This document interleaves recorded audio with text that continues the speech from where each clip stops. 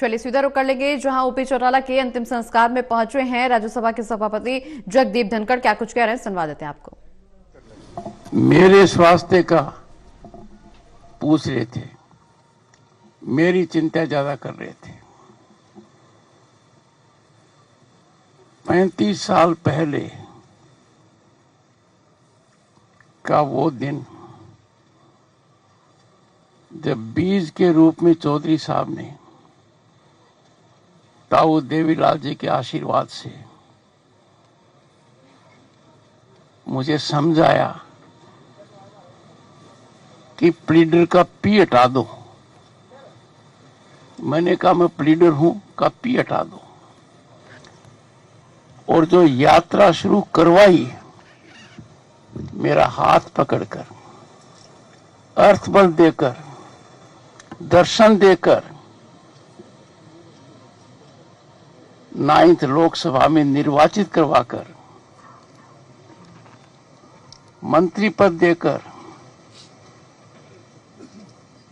मैं भूल नहीं सकता। जब भी मौका मिला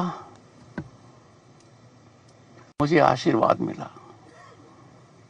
राज्यपाल का पद ग्रहण करते ही मैंने आपका आशीर्वाद लिया, आपके निवास पर जाकर।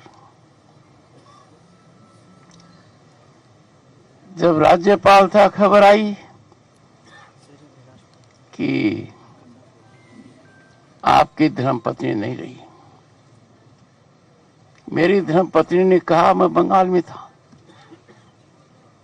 कि तुरंत पहुंचो।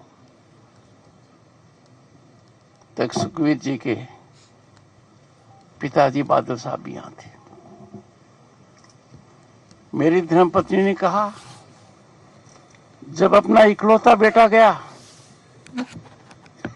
तो चौधरी ओम प्रकाश जी ने कहा, अर्जुन भी अपने बेटे को नहीं बचा पाए,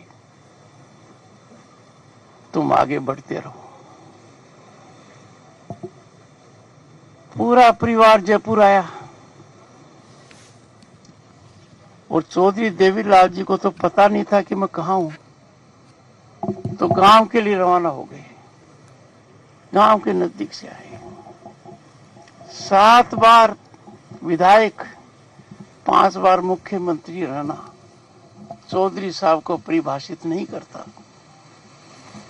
किसान और गांव के विकास उनकी प्राथमिकता थी, उनका संकल्प था, उनका ध्येय था, उनका उद्देश्य था। तब देश में बड़ा बदलाव आया 1989 में।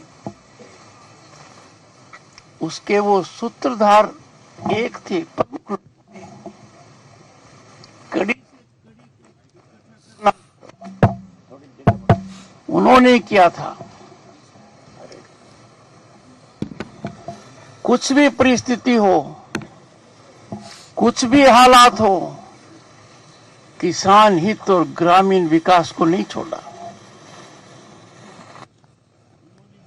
बोध कराया, आपको भी कराया। शासन और व्यवस्था किसान के प्रति क्रूर होती है,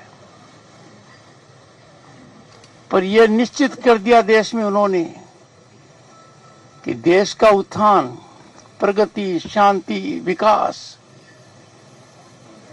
किसान के विकास से जुड़ा हुआ है, गांव के विकास से जुड़ा हुआ है। कोई ऐसा मौका नहीं आया जब उन्होंने मेरी चिंता नहीं की। जब पहली बार राज्यपाल के बाद उनके दर्शन किए, आशीर्वाद लिया, तो मेरे गले में थोड़ी खरांश थी।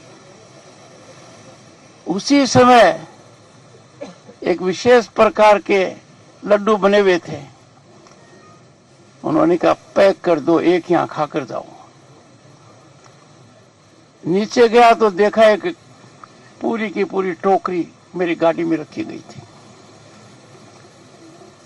उपराष्ट्रपति के रूप से पुराने निवास पर आशीर्वाद दिया, जबकि मैंने कहा मैं खुद आऊंगा, और नए निवास में भी आए।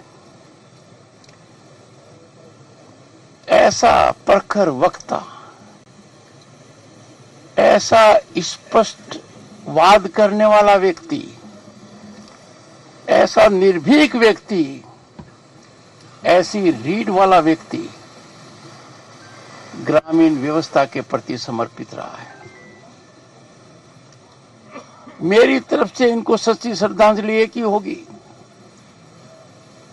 कि इन्होंने जो दार्शनिक रूप अपनाया, संकट झेले, व्यवस्था की क्रूरता देखी, वो एक प्रासंगिक है कि किसान को चुनौती कोई भी दे देता है, सब एकत्र हो जाते हैं। ये संकल्प लेने का समय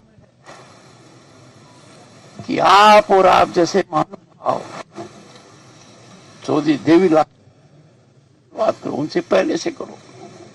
उन्होंने हमें एक पाठ पढ़ाया है, रास्ता कठिन होगा, लोग बेवजह समस्याएं पैदा करेंगे, आपके कीर्तिमान को सही रूप से नहीं मानेंगे, पर निश्चित लक्ष्य है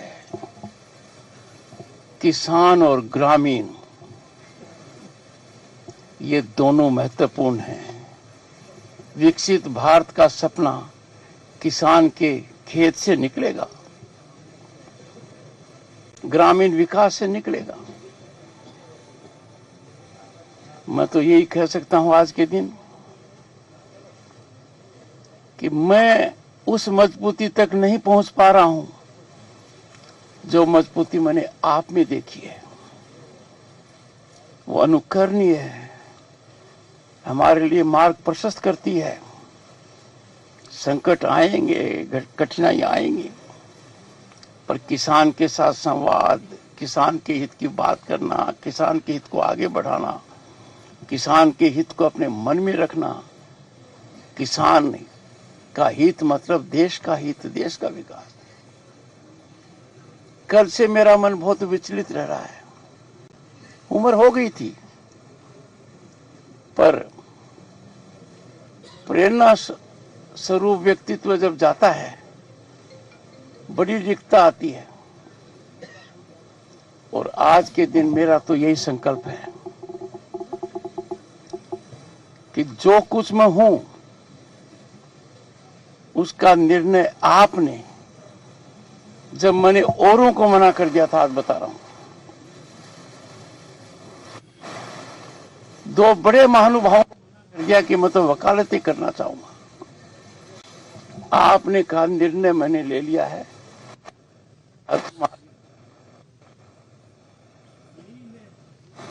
कि वो बीज आपके समक्ष आज उपस्थित है। मेरी यही संवेदना है।